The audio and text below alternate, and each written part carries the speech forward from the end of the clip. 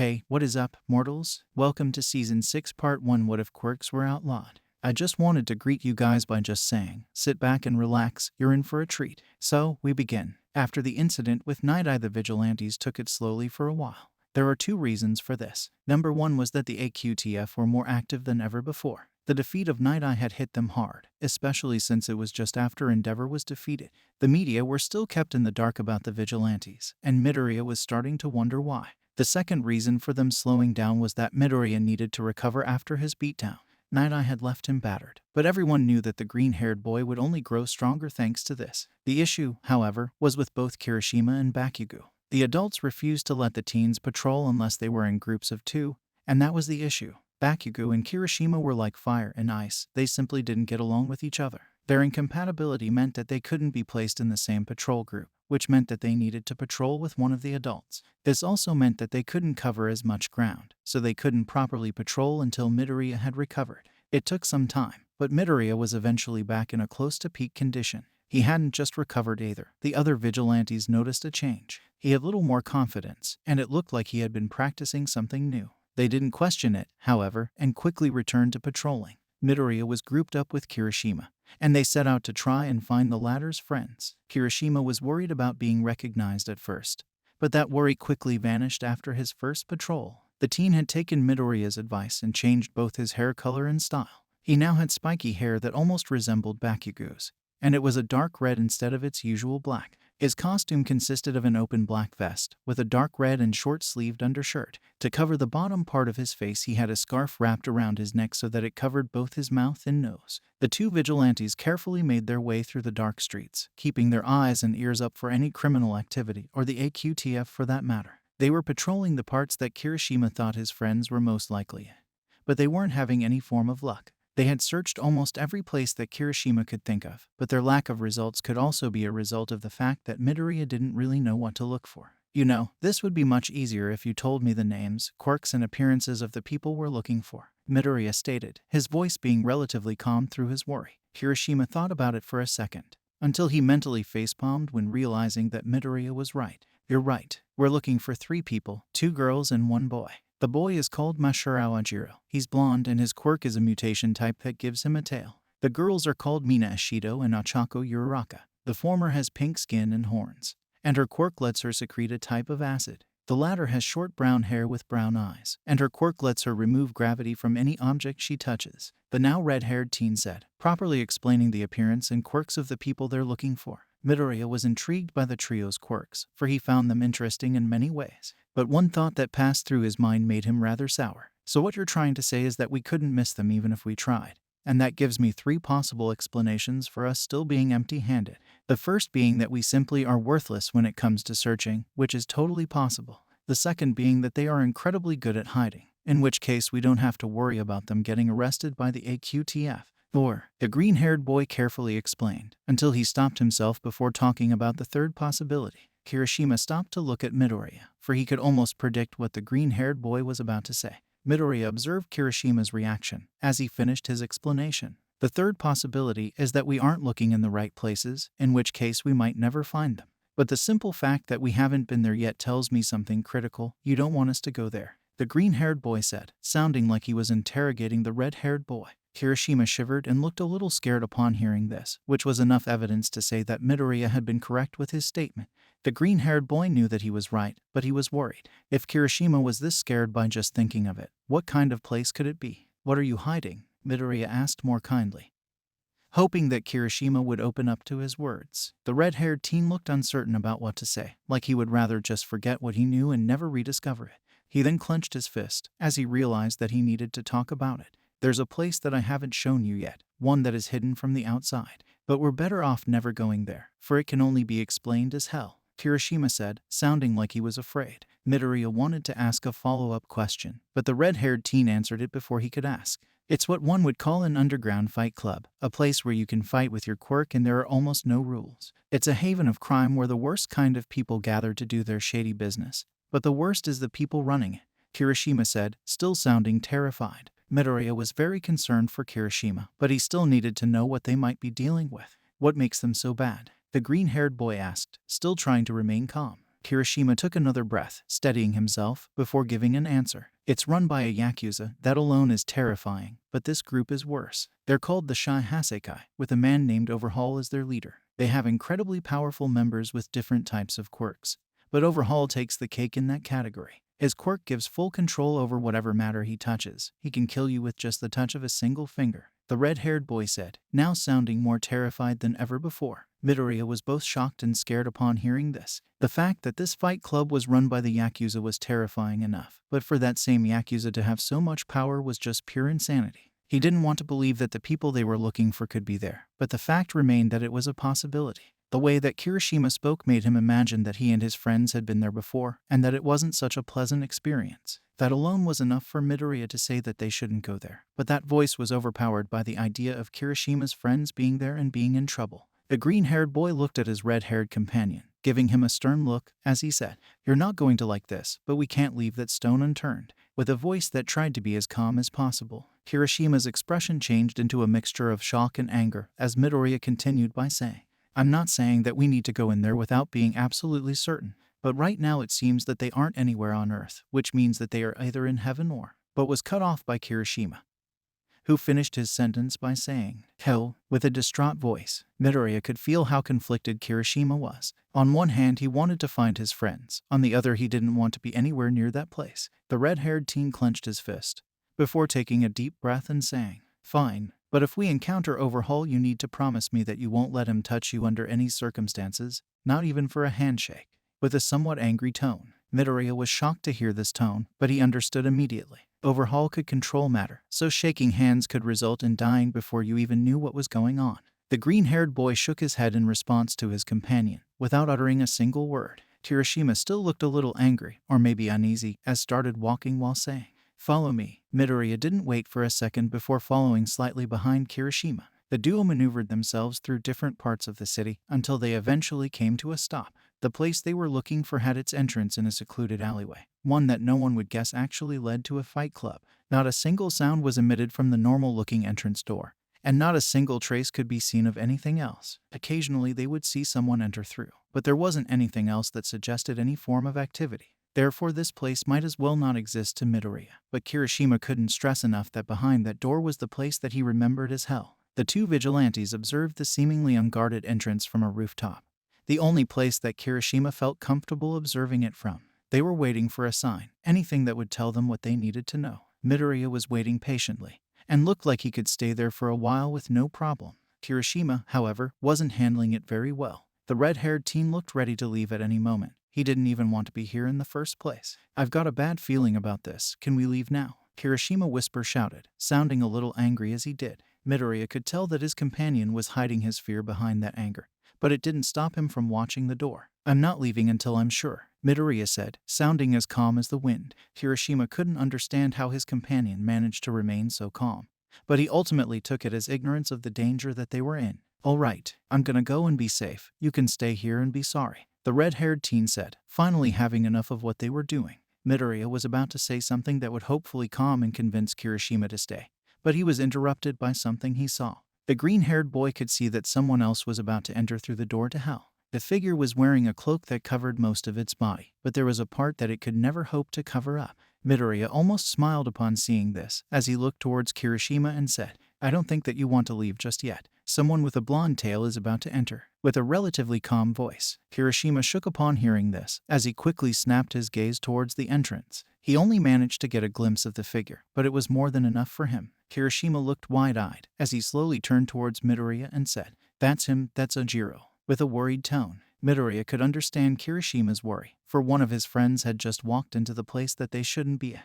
"What's the odds of someone else having the exact same tail as Ojiro?" Midoriya then asked, hoping to make sure that it really was Ojiro that they saw. Kirishima shivered a little as he answered, "Pretty damn low." With a half-trembling voice, Midoriya thought that this was the case, as he then asked, "So if that's Ojiro who just went in, what's the odds of the other two being in there already?" Kirishima thought about this for a second, until he reached an answer that he didn't want in the slightest. "Pretty damn high," the red-haired teen answered reluctantly, not wanting to believe what just came out of his own mouth. Kirishima knew what came next. Who wouldn't? If they wanted to not only retrieve his friends but also save them, he needed to go down there and get them. But anything could happen down there, and no one stops anyone from doing it. If they go down there, they might never come back.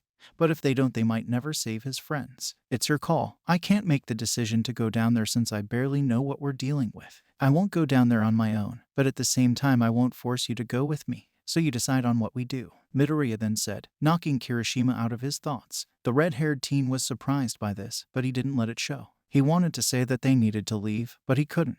It wasn't just that his friends were down there, it was that he felt pathetic. Midoriya had saved him from endeavor, and he did it without second-guessing. If he didn't stand up and get through this now, he would be insulting Midoriya, and he wouldn't deserve to stand by his side. Kirishima clenched his fist hard, steeling his nerves as he settled on what to do. All right, then we're not leaving without them, the redhead said, sounding just as angry as he was determined. Midoriya smiled after seeing this result from his companion before he said, lead the way, while pointing towards the door that they knew as the gate to hell. Getting into hell was much easier than Midoriya had expected. Turns out that Kirishima knew exactly how to get in with a minimum amount of problems. Before entering, they made a precaution to always wear their masks so that the wrong person wouldn't know their faces. Upon entering through the door, the teens were met with a staircase that led underground.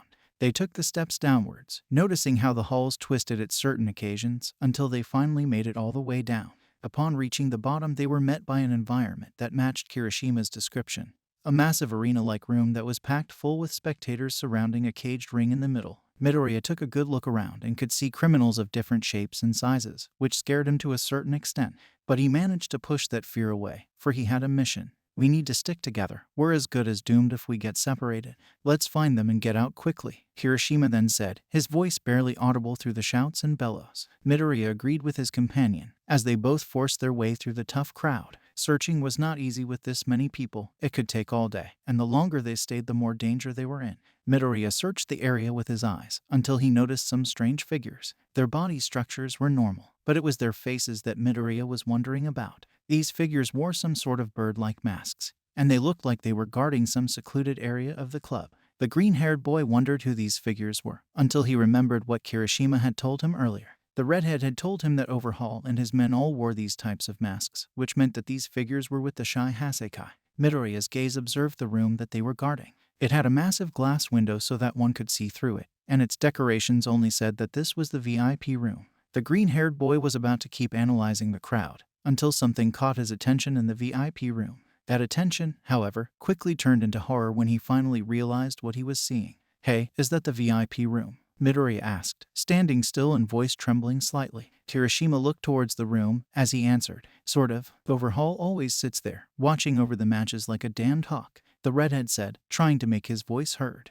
Midoriya shivered upon hearing this, for things were much worse than they appeared to be. Then things are a lot worse than I initially thought. Look what's inside the VIP room, Midoriya then said, sounding like things had escalated for the worse. Kirishima was confused upon hearing this tone of voice, but that confusion quickly turned into horror once he saw what Midoriya meant. Standing next to Overhaul were two teenage girls, and he recognized them both. They were Mina Ashido and Ochako Uraraka, but he still couldn't see Ajiro. The redhead was about to ask about it, but was interrupted by an announcement within the ring. Both vigilantes turned their attention towards the ring, and noticed that they were announcing a new fight. On one side was a huge man named Kendo Rappa, who apparently was Overhaul's strongest fighter, and on the other side was the third person that they were looking for. On the other side of the ring was none other than Mashirao Ajiro, and he looked ready to fight. A silence filled the air, and the ring stood completely still. Then the starting bell was sounded, which would ironically be the ending bell too. Rappa had thrown his punch right as the bell sounded,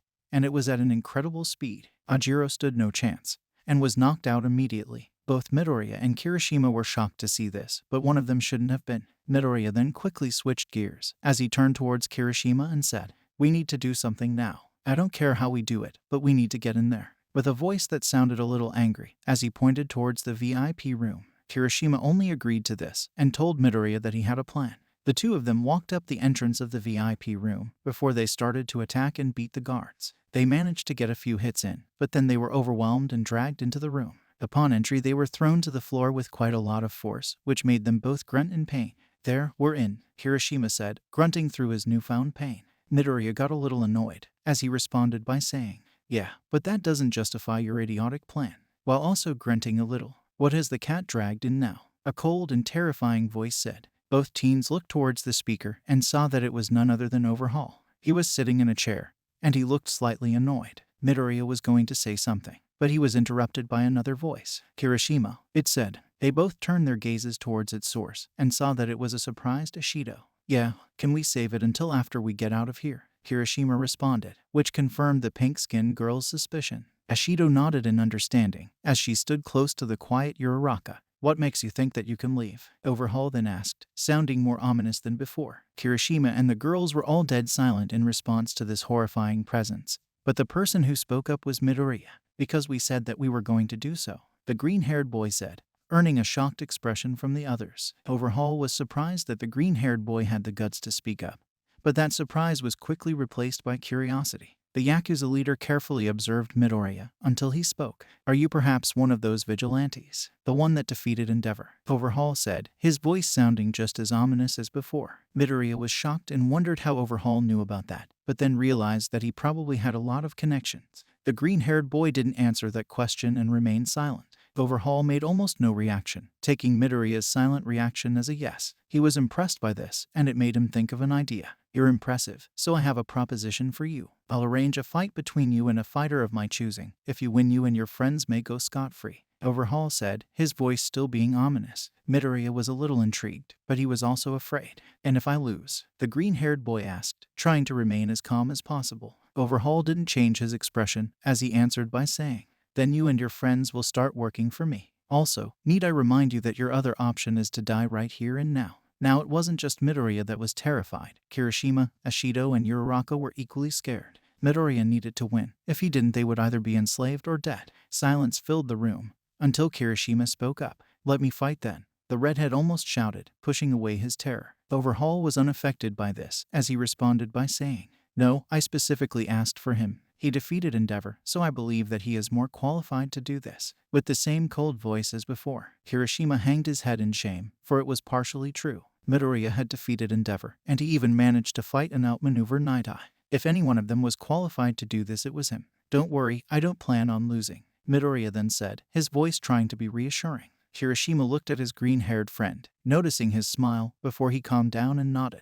Midoriya then looked towards Overhaul, expression looking stern, as he said, I'll do it, with determination behind his voice. Overhaul was as cold as ever, but one could sense the hint of a smile behind his mask. But that quickly vanished, as he looked serious and said, very well, what do I call you? With a voice that wasn't nearly as ominous as before. Midoriya looked a little confused upon hearing this, but he didn't get to say anything before Kirishima answered for him. Dekaru, his name is Dekaru, the redhead said, almost sounding proud. Midoriya looked at him in confusion, which prompted Kirishima to explain himself. What? I believe that you can do it, the redhead shouted, trying to fire the green-haired boy up. Midoriya was almost a little weirded out, but that quickly vanished when an unknown voice spoke up. Please win, Dekaru, the fragile voice said, which turned out to be a teary Uraraka. Midoriya was shocked to see this, but it only served to make him more determined to win. The green-haired boy then looked at Overhaul, who stood up from his seat and said, all right then, you've chosen your name and you're motivated. Now I'll tell you who your opponent is. With his usual ominous voice, Midoriya was unshaken, for he didn't care who his opponent was. Overhaul slowly walked up to the green-haired boy,